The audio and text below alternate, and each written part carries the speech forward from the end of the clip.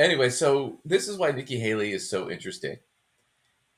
Now, I know a lot of Trumpers, you guys are going to watch this and write horrible things about us, which is great. We love them. Keep it up. Just, watch.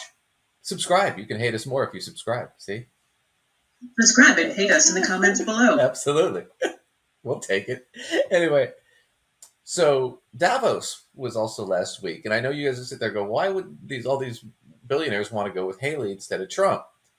Well, Davos, that was one of the big discussions. So the two big... All right, hold on.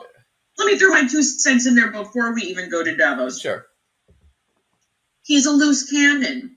So if you are asking yourself, there's more stuff, but do you really think you're going to be able to control what he does?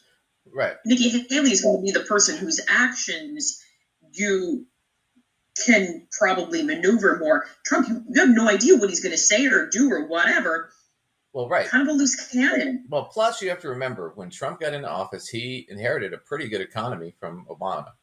It took a long time on the recovery.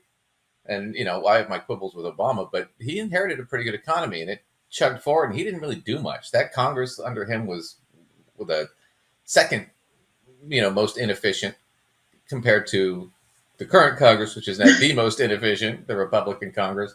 I'm sorry. I'm just laughing at that. The second most inefficient Congress. Right now we got such a shit show in there, nothing can happen. Well, I know. It's always with conservatives. Like, I thought Bush was going to be like the worst president of my lifetime. How naive was I?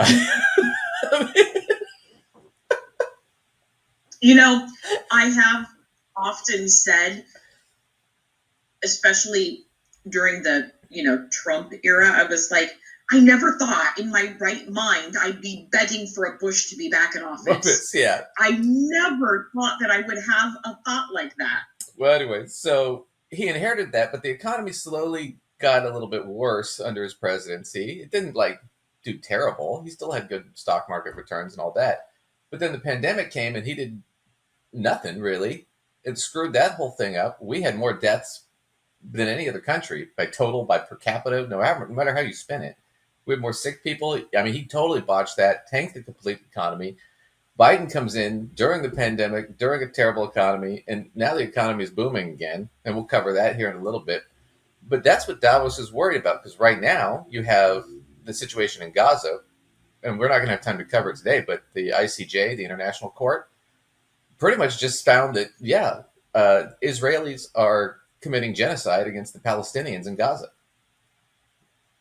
That's tremendous to actually use the word genocide in their finding. Right? Yeah. On top of that fact, because it's been so bad there, you have 10 other Arab countries, Muslim countries, that are now involved in that conflict. Right? Plus you have the situation in Ukraine.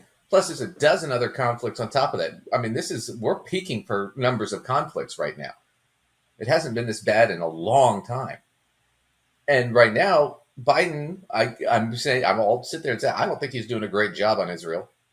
And I think he should be pushing harder to help Ukraine and get this settled. But the bottom line is, between him and Trump, who, Trump's not going to do anything. Plus, they're more worried about what Trump's going to do to trade, because under Trump, inflation shot up because he started a trade war with China, which goes back to Peter Navarro, who's now looking at jail, 4 months in jail. But here's what they were talking about at Davos. I skipped a little bit ahead, but this is Ian Bremmer, and they're reporting from Davos. But this was the big concern. And Davos is all the really rich billionaire people get together and talk about philanthropy and business and what's going on for the next year. But this was one of the big topics. I don't think there's a near-term risk in the sense that once Trump gets the nomination, which is virtually certain, that he will be so much more powerful in the Republican Party. Overnight, he'll have the loyalty of pretty much everybody, the endorsements, the money, the media attention. And that means that his policy pronouncements, to the extent that he makes them, will suddenly have a lot more impact. For example, in pushing not to provide any support for the Ukrainians, or in giving the Iranians a much tougher run in responding to their support for proxy wars in the region. Do I think that's going to have a big economic impact? Not near term. If Trump wins, of course, last time around there was a positive market impact to Trump winning. Why? massive near-term deficit spending, markets like that, regulatory rollback, markets like that, and also lower taxation.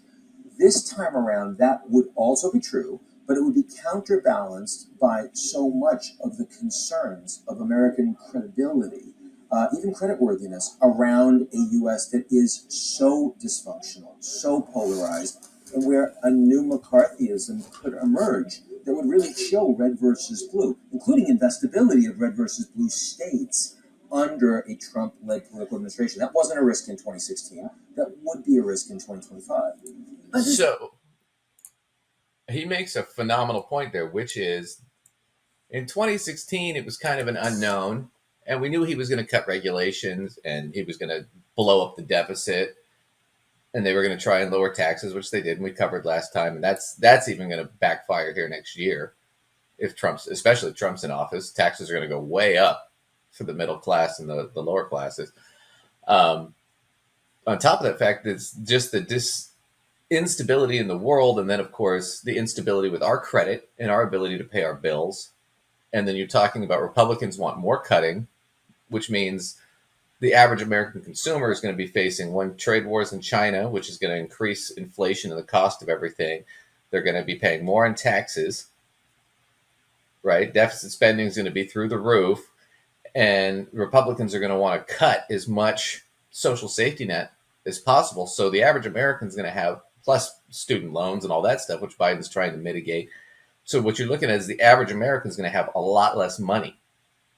So the largest consumer on the planet, the United States, is going to have less to go to the store with, which sucks if you're a business anywhere in the world. Right. So Davos is really scared. That's why they're dumping all this money with Haley. The other problem they're concerned about is climate. And I wanted to cover this a little bit. The Wall Street is really panicking about Trump being president again, because they foresee, yeah, maybe in the short term we'll see some gains, but they're afraid that over 4 years it's going to start tanking things, because the U.S. is going to be more unstable, and it's going to be difficult to make money. The other big key issue is